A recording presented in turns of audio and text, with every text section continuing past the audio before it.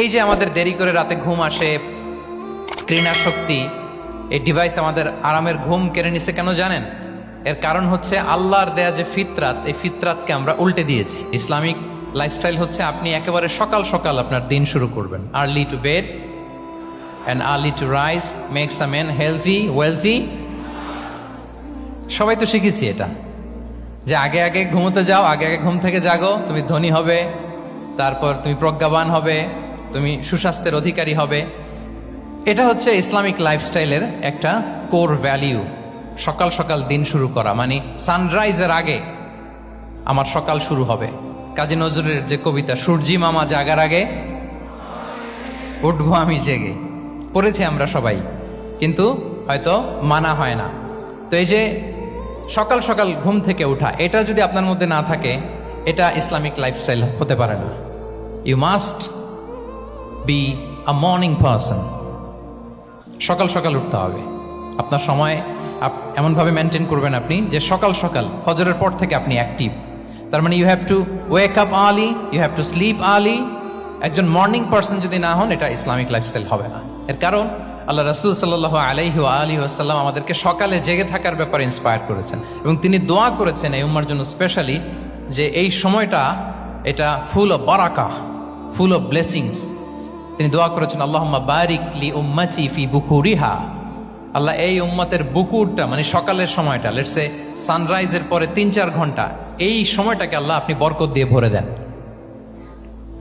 এই সময়টাতে ঘুমানো যাবে না, এটা হচ্ছে বরকতের সময়। এবং আল্লাহ রাসূল সাল্লাল্লাহু আলাইহি সাল্লাম যদি কোনো সামরিক অভিযান প্রেরণ করতেন, এই টাইমে প্রেরণ করতেন, এই বুকুরের টাইমে। এবং সাহাবারা তাদের কোনো ট্রেড ক্যারাভ্যান, ব্যবসায়িক কাফেলা যখন সেন্ড করতেন, এই টাইমটাতে সেন্ড করতেন, কারণ এই টাইমটাতে বারাকা। তো এখন নিজের সাথে মিলিয়ে নেন যে এই টাইমটাতে আমরা কি করি। আমি জানি না আপনাদের কি অভ্যাস। আমি এসে তো শুনলাম যে জাহাঙ্গীরনগর বিশ্ববিদ্যালয়ে নাকি যতজন শিক্ষার্থী, মানে ততজনের জন্য এখানে আবাসনের ব্যবস্থা আছে। বাংলাদেশের কোনো ইউনিভার্সিটিতে নাকি এটা নাই। আলহামদুলিল্লাহ, অসাধারণ প্রিভিলেজ, এখানে অনেক সুন্দর সুযোগ। তো এখন বলেন, আপনাদের সকালের রুটিন কি? বলেন, ঘুমিয়ে থাকেন না জেগে থাকেন? হ্যাঁ, আচ্ছা, ফজরের পরে আমরা ঘুমাই কারা কারা দেখি? সর্বনাশ। আচ্ছা ঠিক আছে, হাত নামান। আচ্ছা, ফজরের পরে আমরা একটু এক্সারসাইজ করি, পড়াশোনা করতে বসি কারা কারা? মাশাআল্লাহ, আছে কিছু, ঠিক আছে, হাত নামান। এবার 2 বারের 1 বারও যারা হাত তোলেননি তারা হাত তোলেন। আপনারা কি করেন? এইটা হ্যাঁ, ডিভাইস। তো সম্মানিত সুধী মণ্ডলী, আল্লাহুম্মা বারিক লি উম্মতি ফি বুকুরিহা। আপনারা আমাকে এনেছেন ইসলামিক লাইফস্টাইল নিয়ে বলতে, তো আমাকে বলতেই হবে, ফজরের পরে ঘুমানো চলবে। প্রথমে আমরা হারামকে না বলে দিলাম, এবার আমরা না করে দিব কোনটাকে?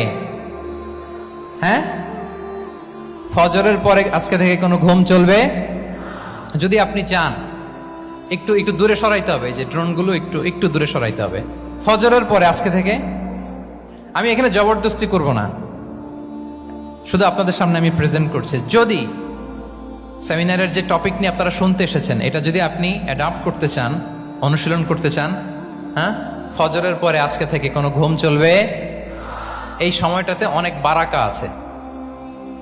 তো কি করতে হবে? এটার জন্য আগে আগে ঘুমোতে হবে। কি বলেন? অনেকে ফজরের এই বরকতময় সময়টা তারা ঘুমাতে ঘুমাতে মিস করে। এর কারণ দেরিতে ঘুমোতে যাওয়া। আগে আগে ঘুমানোর অভ্যাস করতে হবে। কিন্তু আগে তো ঘুম আসে না, তাই না?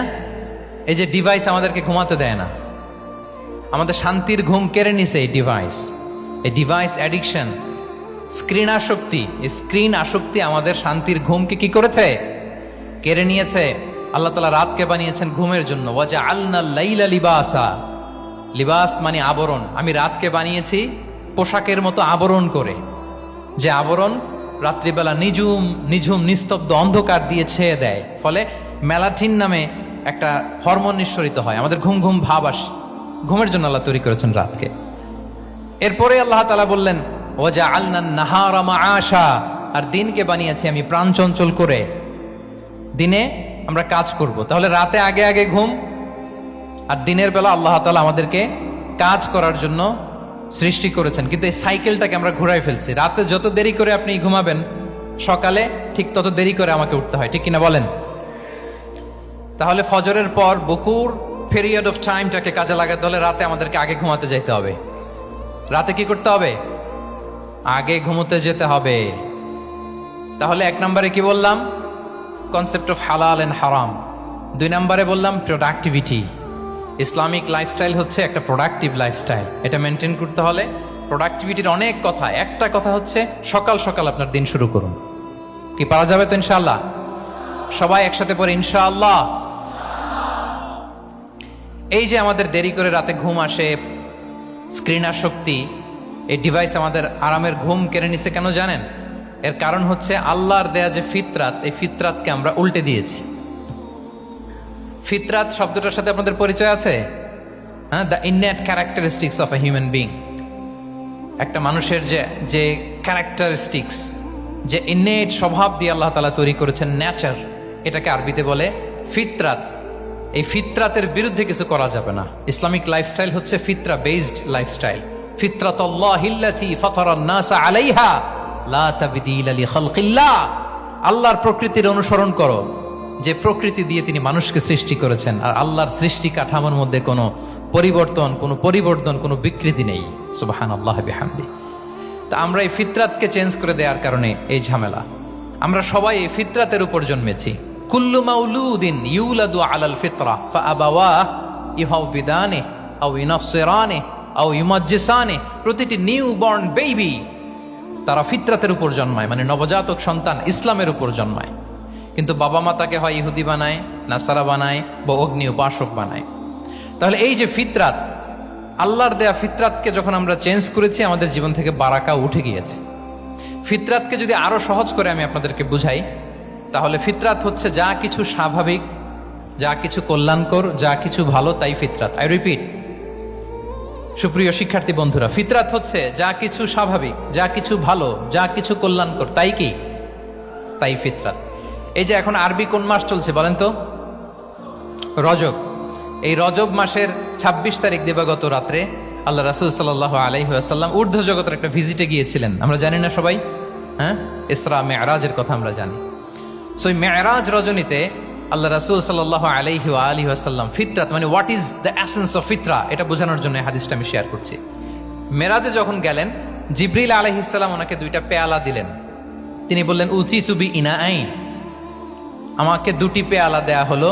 ফি আহাদিহিমা লাবান ওয়া ফিল আখারি খামর। এক পেয়ালায় ছিল দুধ, আরেক পেয়ালায় ছিল মদ। ফা আখাযতুল লাবান ওয়া শারিবতু। যখন 2টা অপশন দেয়া হলো, 2টা পেয়ালা, আমি দুধের পেয়ালাটা নিলাম এবং সেটা পান করলাম। তখন জিবরিল আলাইহিস সালাম বললেন আসাবতাল ফিতরা, মানে you are guided to the ফিতরা, আপনি সঠিকটাই নিয়েছেন। যেটা ফিতরা, যেটা নেওয়া উচিত, আপনি ওইটাই নিয়েছেন। তাহলে এখন আরো সহজ হবে। যদি 2টা পেয়ালা দেয়া হয়, একটা মদের পেয়ালা আর একটা দুধের পেয়ালা, তো আমরা নিব কোনটা বলেন? হ্যাঁ, তাইলেই ফিতরা হবে। তাহলে কি হবে? তাহলে যেটা স্বাভাবিক, যেটা কল্যাণকর, যেটা আমাদের জন্য ভালো, সেটা হচ্ছে ফিতরাত। তাহলে মদের পেয়ালা, দুধের পেয়ালা, কোনটা নিব? সবাই নিব তো নাকি? আমাদের রুচির যে দুর্ভিক্ষ চলতেছে, অনেকে মদের পেয়ালাই নিয়ে নিবে। আচ্ছা না একদল, তারা কি করে? ওইটা চুজ করে ফেলবে। এবার বলেন আমরা কোন পেয়ালা নিব, মদের না দুধের? আমাদের ঐতিহ্য, আমাদের রুচি, আমাদের মূল্যবোধকে ধ্বংসের যত আয়োজন দরকার, সব সেটআপ চারদিকে আছে। আল্লাহর ফিতরাতকে ধ্বংস করে দেওয়ার শয়তানি সব আয়োজন আমাদের চারিদিকে। বাট আপনাকে রাইট থিংটা চুজ করতে হবে। তাহলে রাসূল সাল্লাল্লাহু আলাইহি ওয়াসাল্লামকে দুধ দেয়া হলো, মদ দেয়া হলো, তিনি নিলেন দুধের পেয়ালা। তাহলে এটা হচ্ছে ফিতরাত। এটা কি? ফিতরাত। এভাবে সবকিছু চেঞ্জ করে দেয়া হয়েছে।